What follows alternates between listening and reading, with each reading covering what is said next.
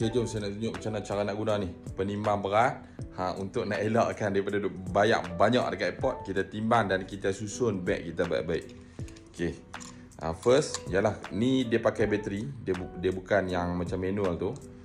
Dia boleh set lah nak kg ke LBS ke apa sebagainya, kita set sebagai kg.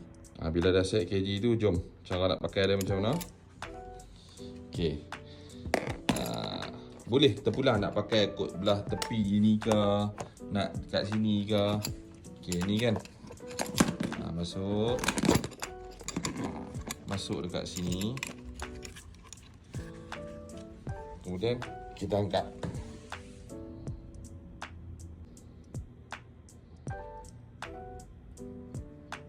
Kita angkat, tunggu sampai dia stop. Bila dia stop tu maksudnya dia dah dapat berat yang ideal lah. Walaupun kita dah open ni, dapat berat dia berapa? 14.94 kilo. Okay, contoh saya try kat ni hand carry saya pula ni.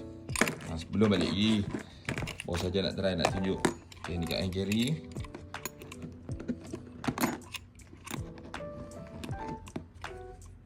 Kan, tadi dia dah naik dia kan. Kita cancelkan balik, kosongkan balik. Okay, kita angkat. Okay, bismillah. 1, 2, 3. Okay, dia ialah beg akan bergerak tu kalau dia bagi stop. Jadi selagi beg bergerak, dia takkan dapat berat yang ideal. So sabar, tunggu. Dia stop. Okay. Jadi nampak kat sini. Beg hand carry saya 8 kilo. Lebih lah.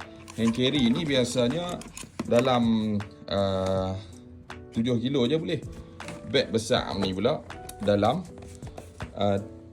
30 maksimum. Tapi kena ingat kalau beg umrah yang safe macam ni, dia takkan lebih 30 kilo. Sebab beg ni beg saya 20 lebih ni, saya tak ingat berapa. Kalau beg haji, ya. Kalau beg ni memang ni besar ni. Ni bukan saya 7.